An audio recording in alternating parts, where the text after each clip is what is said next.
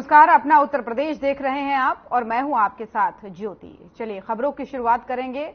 Modi cabinet 3.0 में एक तरफ एक बार फिर से अमित शाह को केंद्रीय गृह मंत्रालय की जिम्मेदारी मिली है, जिसके बाद से केंद्रीय गृह मंत्री अमित शाह ने नॉर्थ ब्लॉक स्थित गृह मंत्रालय में फिर अपना पदभार ग्रहण किया है। वहीं आपको बता दें कि अमित शाह ने कहा कि पीएम मोदी के नेतृत्व में गृह मंत्रालय देश और देशवासियों की सुरक्षा के लिए प्रतिबद्ध होकर के निरंतर कार्य करता रहेगा और मोदी 3.0 में देश की सुरक्षा नीतियों और प्रयासों को नई ऊंचाइयां मिलेंगी और भारत आतंकवाद, नक्सलवाद के खिलाफ एक मजबूत शक्ति बनकर उभरेगा।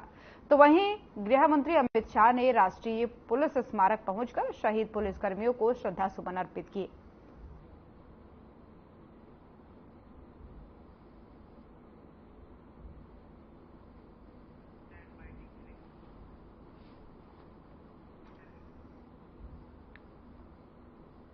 तो दिल्ली से ये खबर आपको बता रहे हैं, जहां पर एक बार फिर से केंद्रीय गृह मंत्री के तौर पर पदभार संभालते हुए अमित शाह नजर आए, क्योंकि इस बार मोदी 3.0 में एक बार फिर से उन्हें गृह मंत्रालय की जिम्मेदारी दी गई है।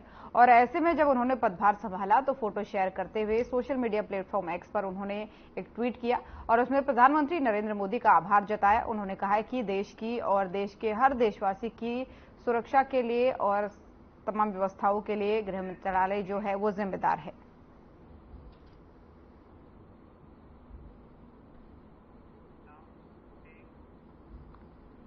डॉक्टर जितेंद्र सिंह ने नई दिल्ली में पृथ्वी भवन मुख्यालय में पृथ्वी विज्ञान मंत्रालय के राज्य मंत्री स्वतंत्र प्रभार का पदभार ग्रहण किया है।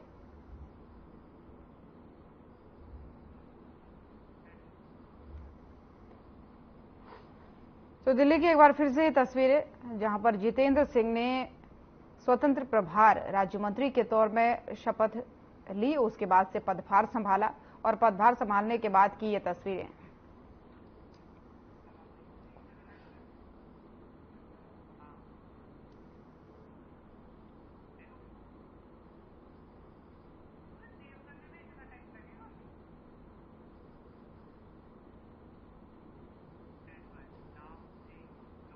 और मोदी कैबिनेट में विभागों के बंटवारे के बाद से मंगलवार को मंत्रियों ने पदभार संभाला है। बीजेपी अध्यक्ष जेपी नड्डा ने स्वास्थ्य मंत्रालय में पदभार ग्रहण किया है। इससे पहले वे पार्टी ऑफिस गए और नेताओं से उन्होंने मुलाकात की। वहीं नड्डा 2014 से 2019 तक जो है मोदी सरकार के पहले मंत्रिमंडल में स्वास्थ्य और परिवार कल्याण मंत्री थे।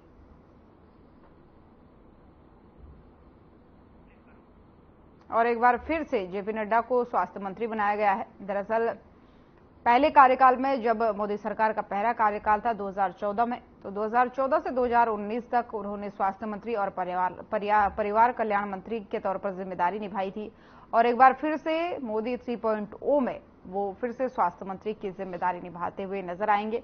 पदभार भी उन्होंने ग्रहण कर लिया है, क्योंकि शपथ ग्रहण के बाद जब विभागों का बंटवारा हुआ तो उसके बाद से अब मोदी कैबिनेट के जितने भी मंत्री हैं वो धीरे धीरे पदभार संभाल रहे हैं। ऐसे में जेपी नड्डा भी पदभार संभालते हुए नजर आए और तस्वीरें उन्होंने खुद शेयर की और ये तस्वीरें आप देख रहे हैं।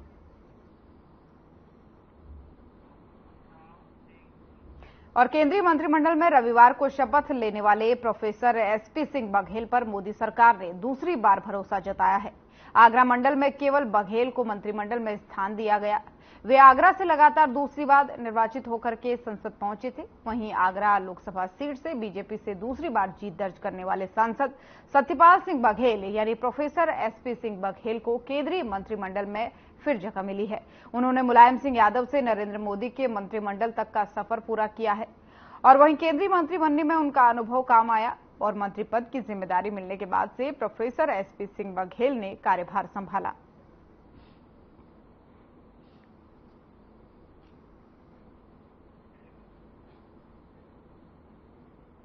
तो प्रोफेसर एसपी सिंह बघेल ने भी पदभार संभाल लिया है, क्योंकि शपथ ग्रहण के बाद से जब विभागों का बंटवारा हो उसके बाद से अब लगातार जो है मोदी कैबिनेट के मंत्री पदभार संभाल रहे हैं। तो ऐसे में प्रोफेसर एसपी सिंह बघेल भी एक बार फिर से कार्यभार संभालते हुए नजर आए और ये उस दौरान की तस्वीरें हैं जब वो अपने कार्यालय में पहुंचे और यहाँ पर जिम्मेदारी उन्होंने अपने पद की संभाली और उसी दौरान की ये तस्वीरें हैं, क्योंकि दूसरी बार मोदी सरकार ने उन पर भरोसा जताया है। इससे पहले भी वो मोदी सरकार के कार्यकाल में मंत्री रह चुके हैं। और हमारे चैनल हेड ब्रिजमोहन सिंह रघुवंशी ने समाज सेवी और आईएमए के पूर्व अध्यक्ष डॉक्टर एनके शर्मा से बातचीत की है।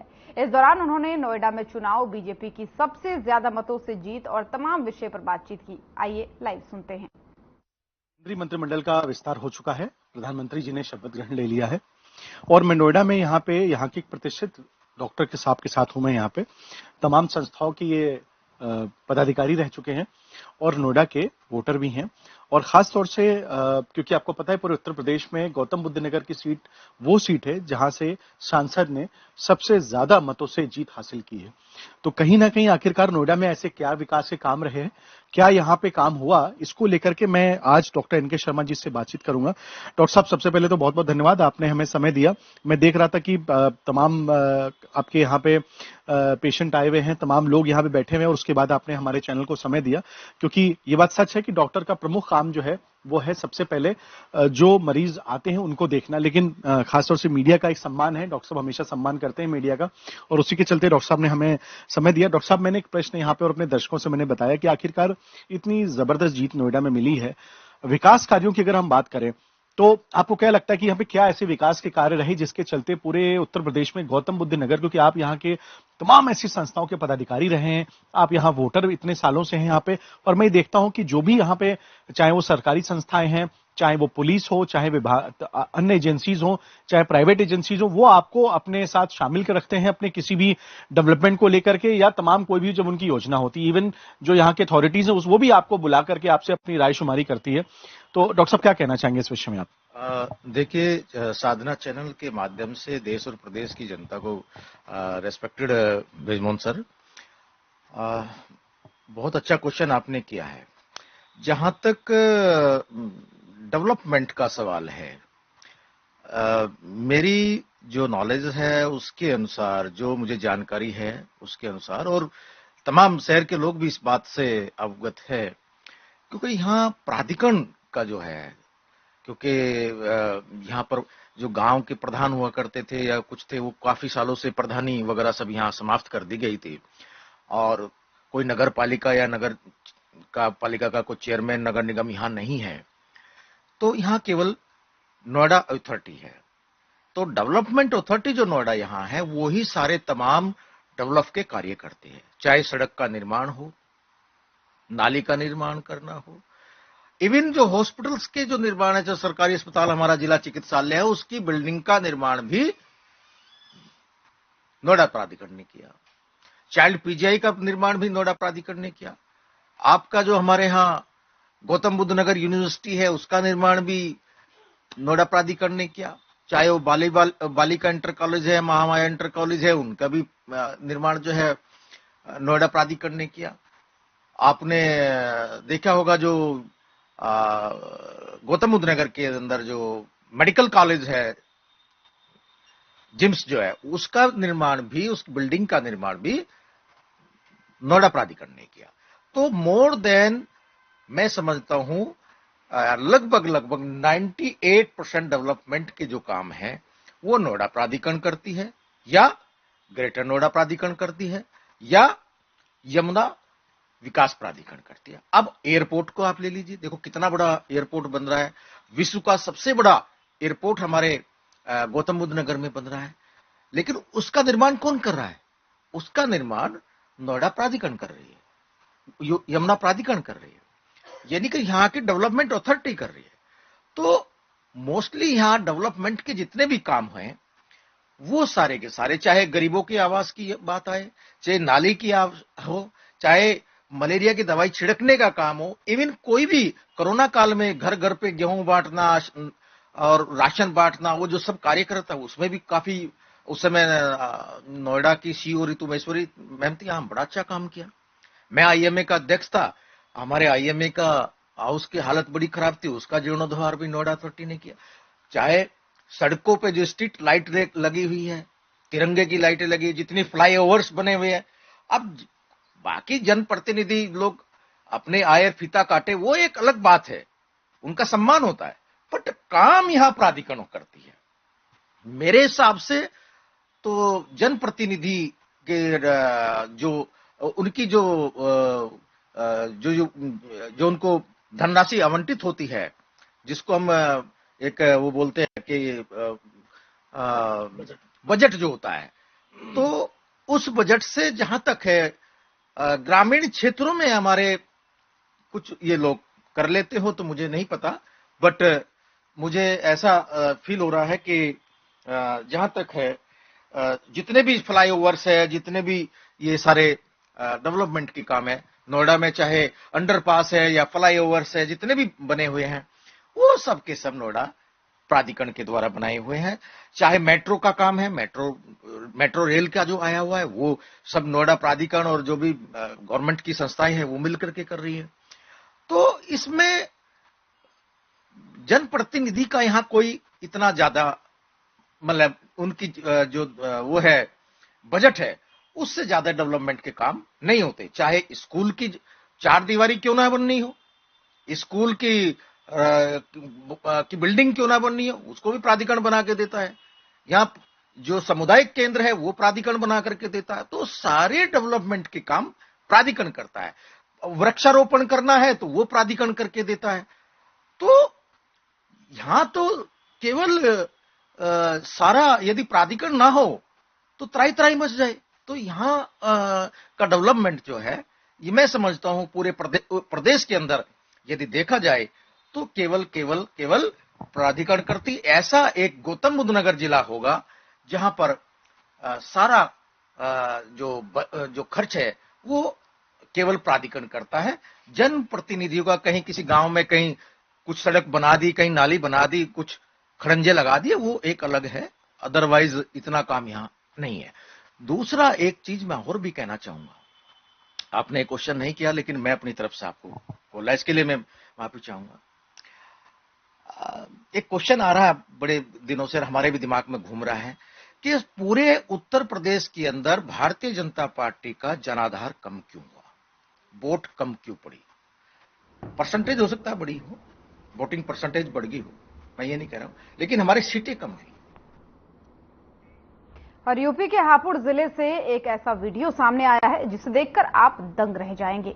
यहां दिल्ली लखनऊ हाईवे NH9 के पिलखुआ कोतवाली के तहत आने वाले छिजारसी टोल प्लाजा पर टोल बूथ से गुजर रहे बुलडोजर ड्राइवर से टोल कर्मियों को टोल के रुपये मांगना इतना महंगा पड़ गया कि गुस्साए बुलडोजर चालक ने टोल के 2 बूथ ही बुलडोजर से ध्वस्त कर डाले। इस घटना का वीडियो जो है अब सोशल मीडिया पर तेजी से वायरल हो रहा है।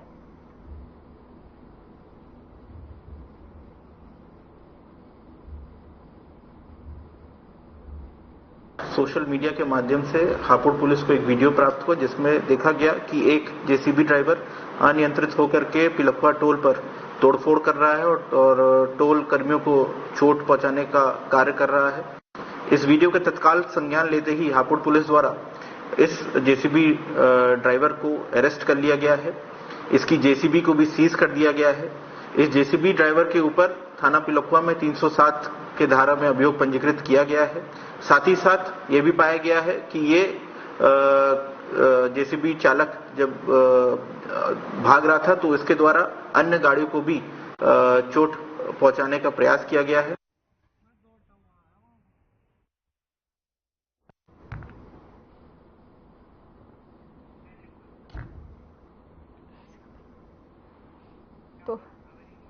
तो हापुड़ से ये तस्वीरें आपको दिखा रहे हैं जहां पर टोल कर्मियों को टोल मांगना महंगा पड़ गया क्योंकि एक बुलडोजर चलाने वाला व्यक्ति जो है बुलडोजर को चला रहा था और इस दौरान उसका आतंक देखने को मिला। दरअसल जब उससे टोल मांगा गया तो वो आतंक मचाते हुए टोल तोड़ते हुए आगे बढ़ता नजर आया।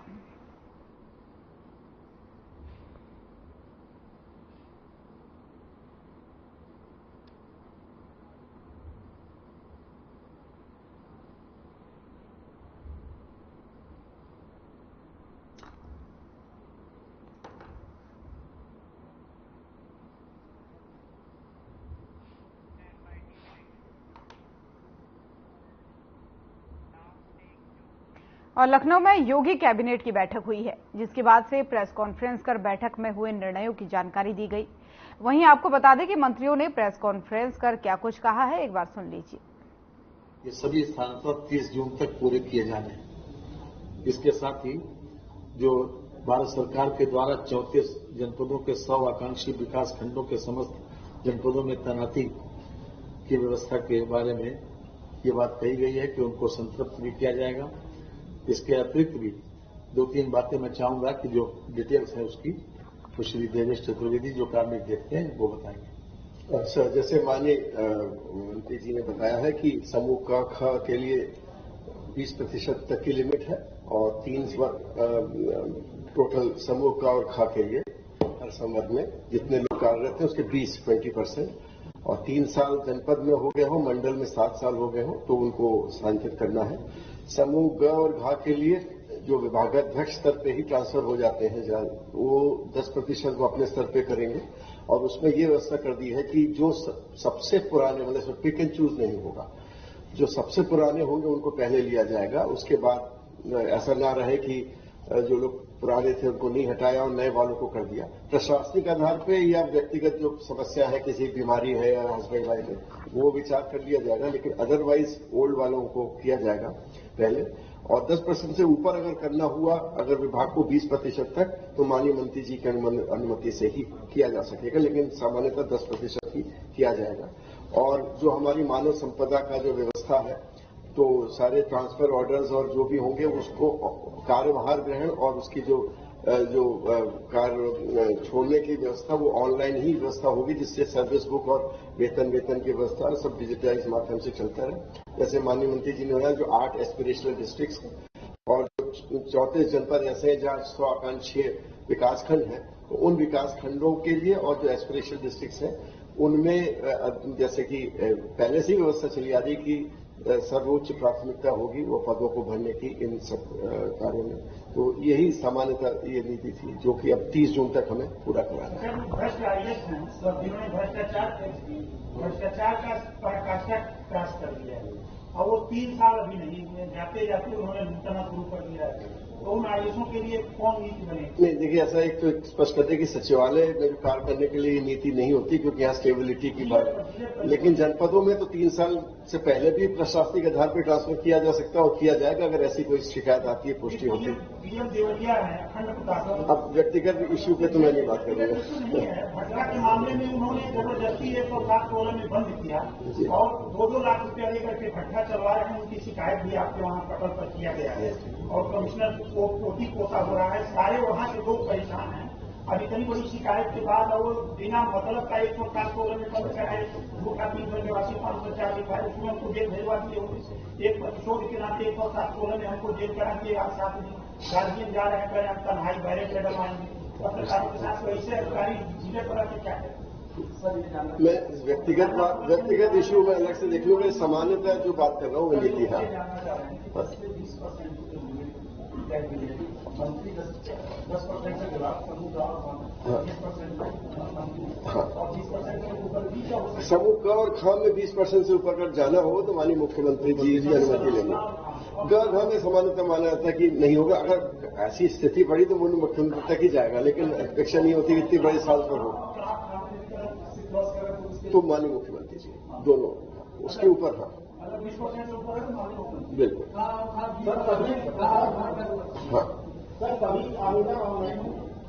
नहीं, ऐसा है ना कि जहां पर ऑनलाइन व्यवस्था पहले से चल रही है वहां तो चलेगी। बाकी समूह ग और घ के लिए हम लोगों ने कहा है कि जो मानव संपदा की जो मेरिट बेस्ड ट्रांसफर है व्यवस्था उसको यथासंभव सब लोग उससे ही करें जिससे कि पारदर्शिता बनी रहे। लेकिन क और ख के लिए तो क्योंकि उसमें तो बहुत चीजें और देखनी पड़ती हैं, वो ऑनलाइन व्यवस्था नहीं है। नहीं, जो पहले थे वही थे, जैसे हैं वैसे हैं। नहीं, ये पहले भी लिखा जाता था। मैं आपको मतलब पिछले साल भी था कि जैसे कई बार होता है कि अगर 20% से ऊपर में कुछ लोग ऐसे हैं जो 3-3.5 साल के हैं, कुछ 5 साल के हैं और तो हमें पहले पुराना के लेना पड़ेगा। ऐसे ही जो समूह गांव में है कोई लिमिट नहीं है कि 3 साल 7 साल, उसमें लिमिट नहीं है। उसमें मान लीजिए आपके यहाँ 18, 19, 20 साल के लोग काम कर रहे हैं तो जो 20 साल वाला है वो पहले लीजिए, फिर 19 लीजिए, फिर 18 लीजिए और बाकियों का पटल परिवर्तन। तो ये भी एक महत्वपूर्ण इश्यू है जो पिछले वर्ष जारी हुआ था कि कम से कम सेंसिटिव पोस्ट पे पटल परिवर्तन 3 साल में जरूर हो जाए, जिससे लोग वहीं पर रहते रहते कई बार शिकायतें बढ़ जाती हैं। तो अगर उनका ट्रांसफर जिले से बाहर नहीं भी हो रहा है तो कम से कम वहां पर दूसरे पटल पे काम करें, वहां से हटे। बहुत बहुत धन्यवाद श्री चतुर्वेदी। मिल जाएगा जी आपके साथ। चलो हाँ मैं बताऊँ।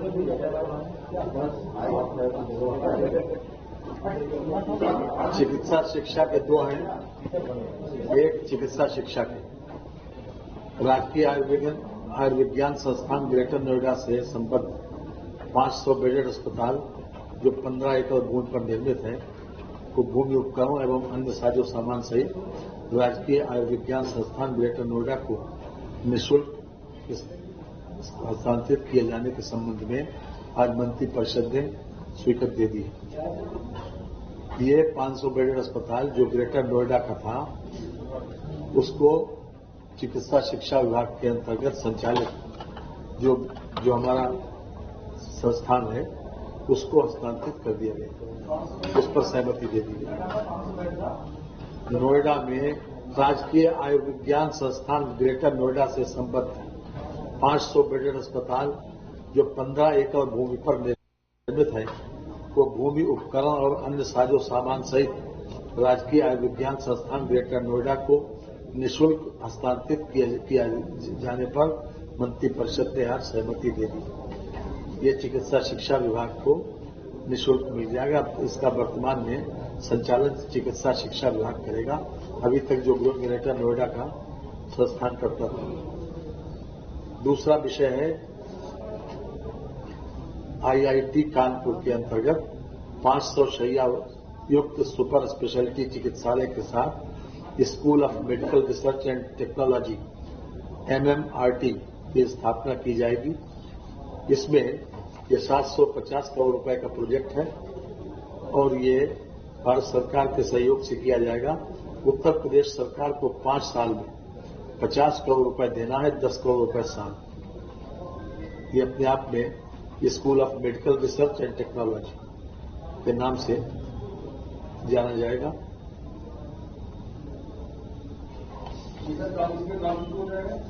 जल्दी school of medical research and technology जी।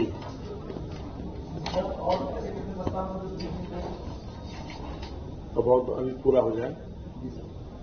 इसके अलावा एक प्रस्ताव है ये लखीमपुर खीरी हवाई अड्डे का विस्तारीकरण किए जाने के संबंध में जो पलिया में अभी तक हमारे पास हवाई पट्टी है उसके विस्तारीकरण के संबंध में यह प्रस्ताव माननीय मंत्री परिषद के द्वारा स्वीकृति दी गई है।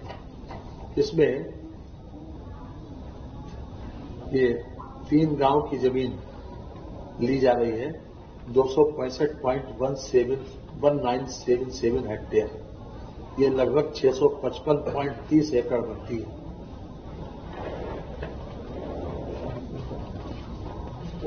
ये लगभग 271 करोड़ 62,64,438 रुपए इसके लिए स्वीकृत हो चुके हैं। ये गजरौरा, मुजहा और फुलवरिया 3 गांव जी।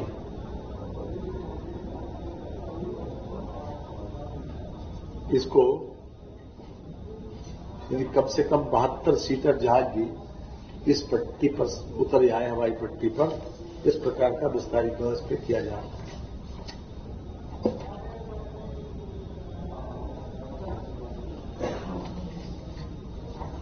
इसके अलावा एक हमारे विभाग का है जो आप बता रहे थे कि अभी तक एक और है जनपद मथुरा में के अंतर्गत तहसील सदर मथुरा के ग्राम जछौंदा में जन सुविधाओं पड़ाव एवं शिल्प ग्राम की स्थापना के लिए समाज की भूमि को पर्यटन विभाग को निवर्तन पर निःशुल्क हस्तांतरित किए जाने के संबंध में जो औपचारिक है कि वहां पर सुविधाओं को बढ़ाने की दृष्टि से इस प्रकार की भूमि को जो है निःशुल्क हस्तांतरित किया जा रहा है। ये 6.859 हेक्टेयर भूमि मथुरा गोवर्धन मार्ग पर तहसील सदर स्थित ग्राम जछौंगा में ग्राम समाज की लगभग इतनी भूमि पड़ी हुई। इसको तीर्थ यात्रियों के लिए सुविधा, एक आदर्श पड़ाव, एक विश्राम स्थल एवं शिल्पग्राम के रूप में एक बहुउपयोगी सुविधा केंद्र विकसित हो सकता है। इसके इसके अतिरिक्त हमारे विभाग का जो आप बता रहे थे, हमारे विभाग का है कि अभी तक कर्मचारियों को, जितने भी प्रदेश सरकार के कर्मचारी हैं, वो अभी तक 30 जून और 31 दिसंबर को रिटायर हो रहे हैं। उनकी वेतन वृद्धि अगर पहली तारीख को आती है तो अभी तक ये व्यवस्था थी कि उनको उस वेतन वृद्धि का लाभ नहीं मिल पाता था उनकी पेंशन और ग्रेच्युटी के लिए। सुप्रीम कोर्ट का एक निर्णय आया, उसके आधार पर पहले जुडिशियल ऑफिसर्स के लिए कर दिया गया था कि उनकी वो वेतन वृद्धि जो उनको पहली तारीख को होना प्रस्तावित है, 1 जनवरी को या 1 जुलाई को, वो उनको शामिल करके और उसका लाभ देते हुए उनको पेंशन और ग्रेच्युटी में लाभ दे दिया गया।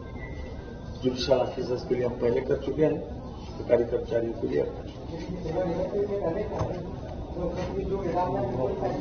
जो लोग 30 जून या 31 दिसंबर को रिटायर हो रहे हैं और उनकी वेतन वृद्धि 1 जुलाई या 1 जनवरी को प्रस्तावित है, वो उसमें शामिल करके उनको उसका पेंशन और ग्रेच्युटी का लाभ दे दिया गया। धन्यवाद, बहुत बहुत धन्यवाद। बाकी औपचारिक है, इस वक्त मिल जाएगा।